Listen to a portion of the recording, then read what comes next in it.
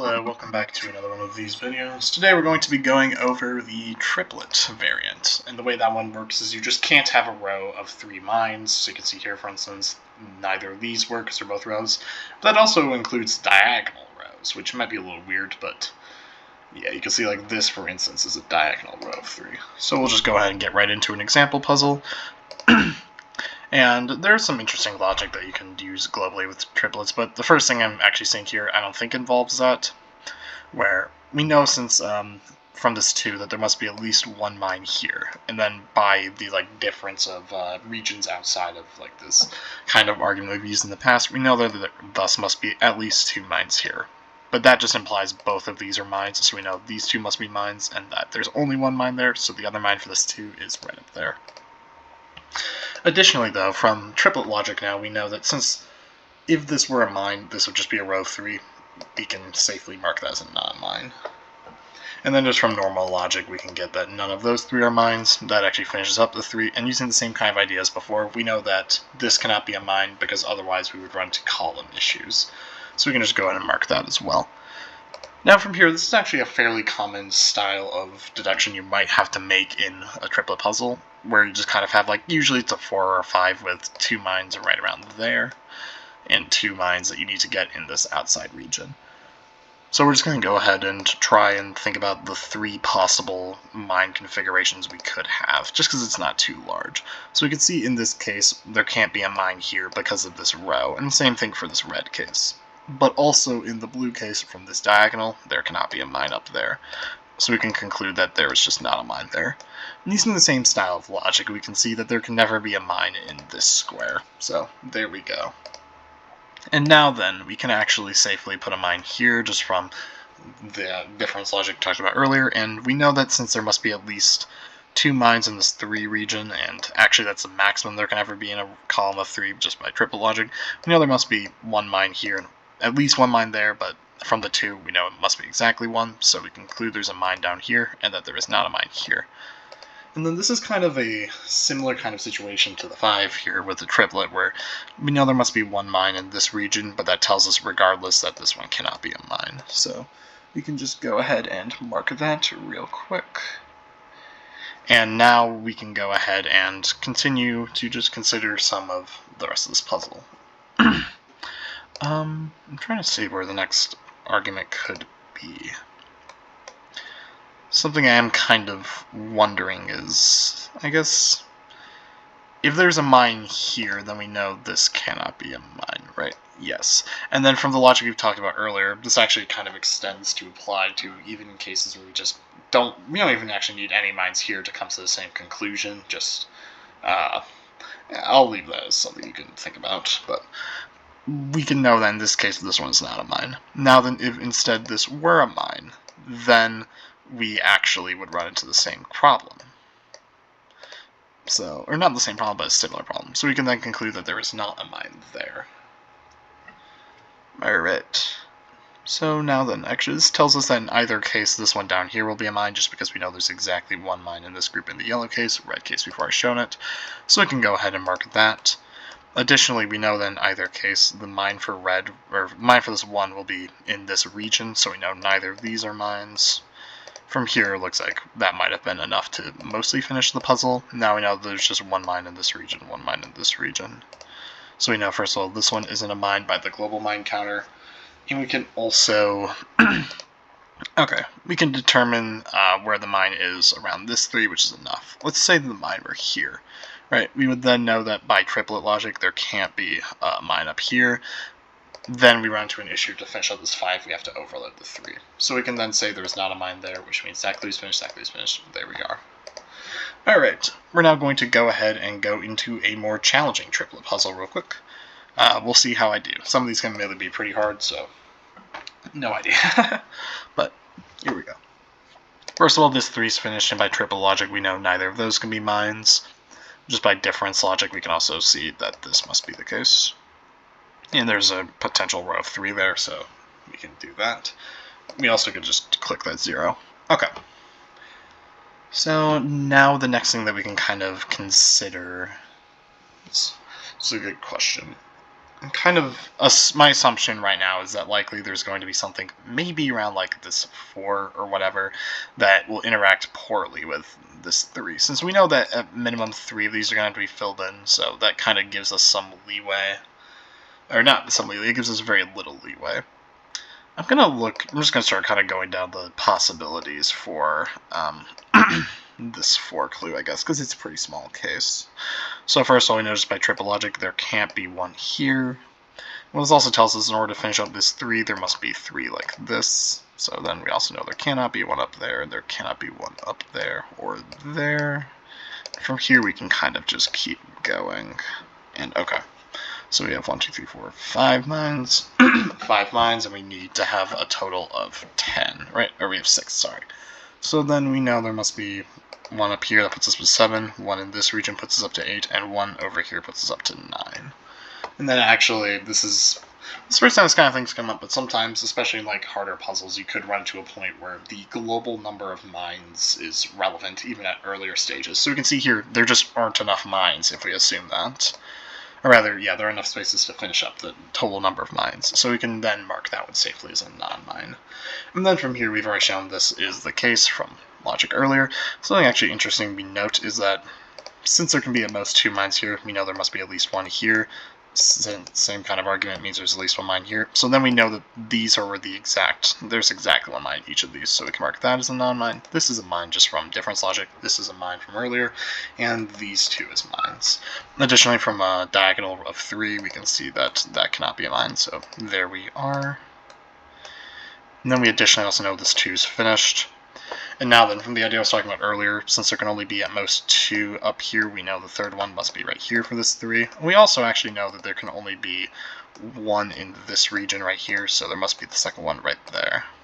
And there we go. It looks like this puzzle is finished now. There's only 2 squares left, 2 mines, so there we are.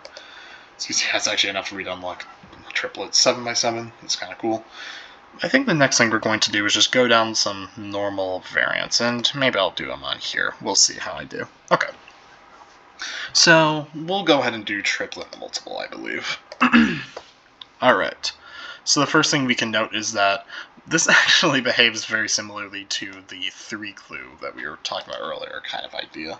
Where we know, the more general way of saying it is we know there must be, in that case there must be 3 mines here, but we already know that one has to be a mine by parity, so we know there must be 2 mines in this region.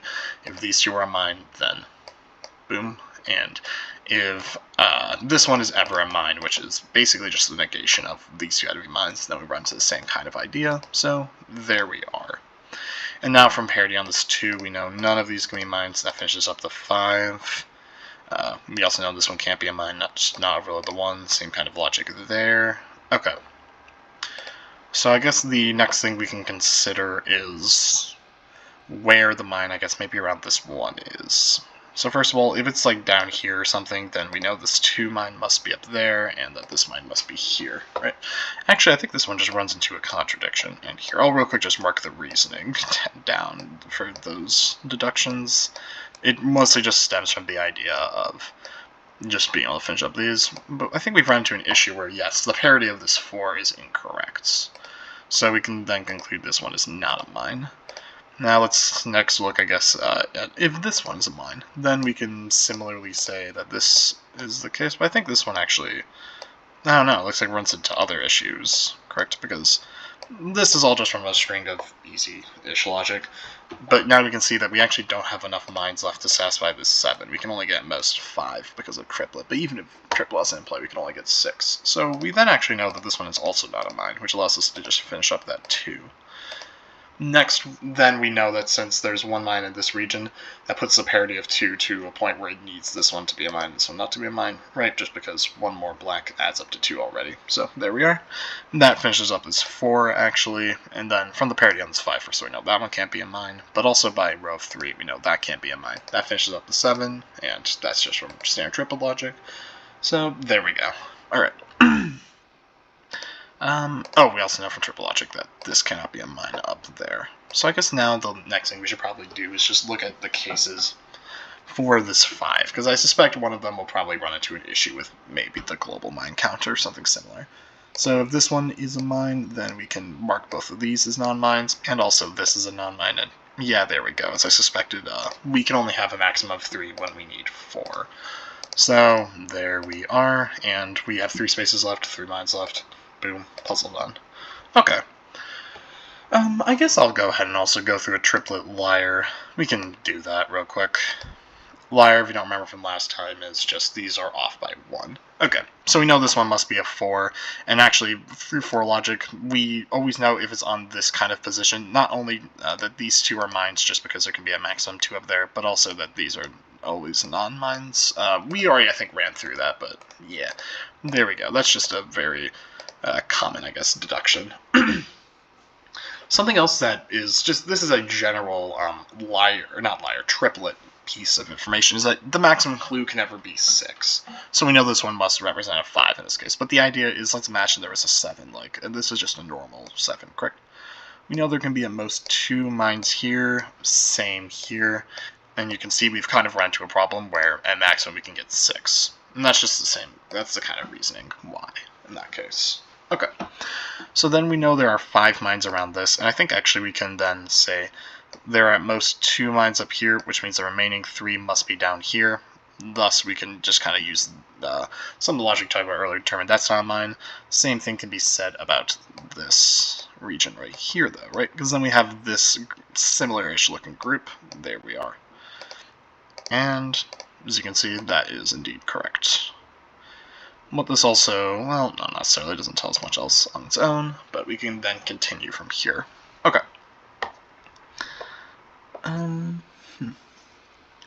So I guess next we can consider what this 1 is. Well, we actually know exactly that it's a 2. If it's a 0, then we run into an issue where neither of these are mines, so all 5 of these must be mines, but that's not allowed. So we can say that this one safely is a 2, and that, more importantly, we can just put that there is at least 1 mine in this region here. I think with just 1 mine there, though, then we can still, yeah, if we assume there's exactly 1 mine here, we can still safely say that the rest of the mines are like in this kind of position, and I don't think it would run into any problems inherently. No, it does not look like it. Okay. So I guess maybe then it would be worthwhile to look at some other possible mine positions and see if, like, around this one, maybe see if one of them, like, breaks something, right? So let's presume there's a mine here, then we know this one can't be a mine by triple logic. Since we need at least 1 mine here, there we are. And also both of these are mines, so we can just mark off these 2 from triplet logic. And we also know none of these are mines, right? So we can just go through all of those. When I finish up this 5, we need both of those. This actually completely finishes this 3. There's no more space.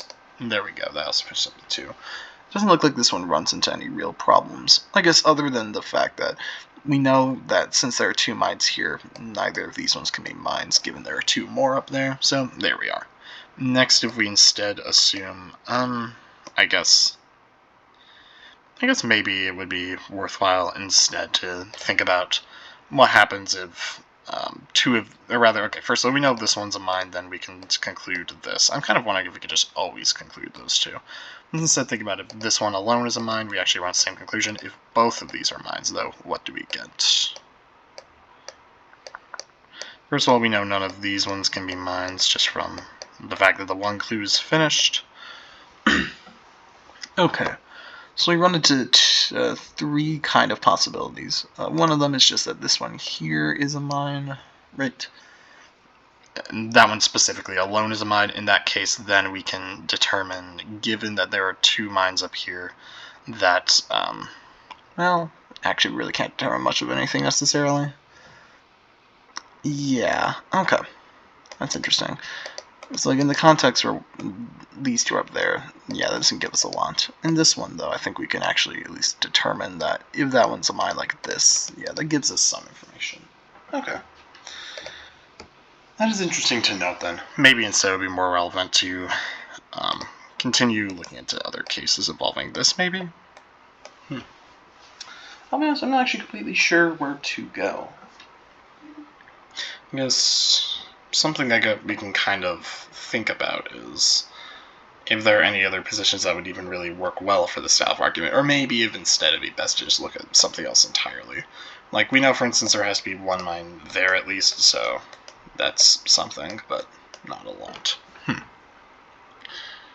Okay.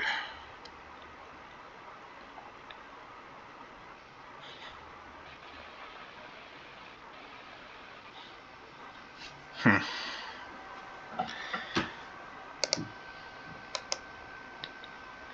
I'm not really completely sure where to go with this. That's okay. We can still figure something out. So, what if instead we, for instance, we already... Okay, I'm gonna real quick just put down all of the stuff we got from this. I'm honestly thinking at this point it might be best just to continue thinking about it in context of, like, this kind of idea and just trying to see if, like, shifting around where the extra mine is changes much. Okay, so what if we instead say it's over here? I guess we don't really need to mark that, to be honest.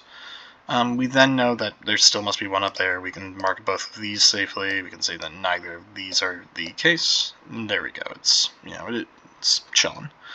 Actually, something else we can also say is, regardless of, well, no, not necessarily. Nope. Okay. What happens in the case where we have a mine here? That's something I'm actually wondering, because we already know that this must be the case, correct? And then we kind of get one up there. So that actually tells us that it would be something like this, right? Yes. We know that one's not mine. We just know this one's not mine. And I just kind of run through some logic from there, but yeah. So then we also get that these two must be mines, like this. And, alright. This 3 needs one more, so this one up here cannot be a mine. We can mark it like that. Okay. That's interesting. So, I guess that one doesn't necessarily look like it breaks it. What I'm kind of trying to do right now is find a position where putting a mine over there, like, it says other things about the system, given this 6. Doesn't look like that might still be super fruitful. Oh, except also we actually know this mine must be like this, right? Yeah. Okay. Something I've noticed is none of the cases we've looked at so far have involved this mine here. Maybe that one could be used for information? We can see real quick. So let's assume there is a mine here, right? Then, I guess we can consider a few ideas. One of them is just, if this one is not a mine, then we know both of these are filled in like this, which tells us that, yeah, the structure kind of looks like that, right? Which is an interesting kind of idea we have there. We actually also know that there is a specific pattern that is invalid with this, which is this, right? Because doing so actually gives us 2 mines exactly in there, but it also fills out all of these, which is not good. So we can actually safely deduce that regardless, maybe I won't make a full case idea here, but we know at least this one must be a mine, right? What that gives us then is the rest of the mines must look like this, right? Which then tells us that there is a mine here, no mine there, and we've run into a problem, finally. Which is that this 3 has the wrong number of mines around it through that string of logic. So thus we can conclude this one is not a mine. And there we go. Looks like this is going to break it open for us. So we know that if this 2 is a 1, we wouldn't have enough to ever get even to the 5 here. So we know it must be a 3. Then we can similarly say if both these are filled in, it'd be 5. Total rounds 5, which is not allowed. One of them's filled in, then we're good. And if none of them are filled in, then it's a problem again. So we can say exactly one of these is filled in. Sorry, hold on. I'm going to respond to a text real quick. It looks like this video might be ending after this, just because I have to do other things as well. Alright, but there we are. Okay, sorry about that. So anyway, now that we can go ahead and continue kind of thinking about this now. So given that there is one mine in these regions, what does this tell us? First of all, if the mine is down here, then we can successfully, first I'll say there's one mine here, which means both of these are mines, right? That's reasonable. Okay, but we also now know that the context where there is exactly just a mine here and no mine there no longer works, correct? Because then we don't have enough space around here. So we know that there must be a mine here, at least. And that there's exactly one mine in this group, which actually I think breaks it, doesn't it? Yes, it does. Yeah, because then that puts 3 mines up here to finish this, so cool. that actually gives us more information, which is specifically there cannot be a mine there. That tells us both of those and this. Okay. Next, we know that there is one mine around here. If it's down here, for instance, then this kind of implies just all of this, just from basic argumentation, right? And so we can then kind of go through here and see that this is the kind of structure we're dealing with. Which, I don't know if this really runs into any problems in there innately, but let's instead consider if there's a mine here. Then we run into an issue where there can't be a mine here and also cannot be a mine there. So we know this one is never a mine. And I'll real quick just do my due diligence and look at this one here. Then that tells us this one's also a mine for the liar clue. We can mark off both of those. And we also know neither of these can be mines because for this 3 clue, if it's not a 2, then it's a 4. So both of those must be mines, but that overloads the 1. So first of all, it just tells us this is not a mine. But yeah, as I figured, that isn't going to be enough information on its own. Okay. So we also know that there must be at most 2 mines up here. So that puts 2, 3, 4, 5, 5th mine over there. So we can mark this as a mine safely as well. Okay. But now we have reached a point where there are always 2 mines here, which tells us, and 1 mine exactly in this region. So thus, we always know there are going to be 2 mines up there, and that tells us that this is always the case. There we go. That's a very nice result to have. We also always are just going to know that this 1 is going to behave as a 2 because there's at least 1 mine in that region.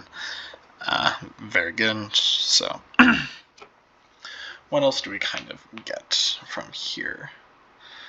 I'm not completely sure where to go next. I guess first of all we can consider what happens in the case now where I guess we have like mines in these positions, but I don't actually know if this is really going to lead us to a solution super quickly. Oh, of course, right, I see the problem. In the yellow case, we know that can't happen because that puts this 3 at the wrong number, so there we go. Hard to remember that kind of stuff sometimes, and that's just from finishing off some clues. Okay. So now what we know is either both of these are filled in or neither are. If both are, then we know it's this kind of structure.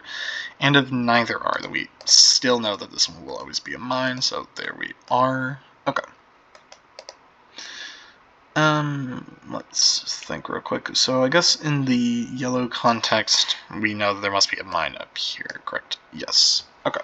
It might be worthwhile now to, well, first actually, this 3 clues just finished. So there we go. It might now be worthwhile to think about just total mine counts. Yes, that could be a beneficial thing. Okay. So we know, first of all, there's 1 mine in this group and 1 mine, and nope. And there are either 0 mines or 2 mines there, right?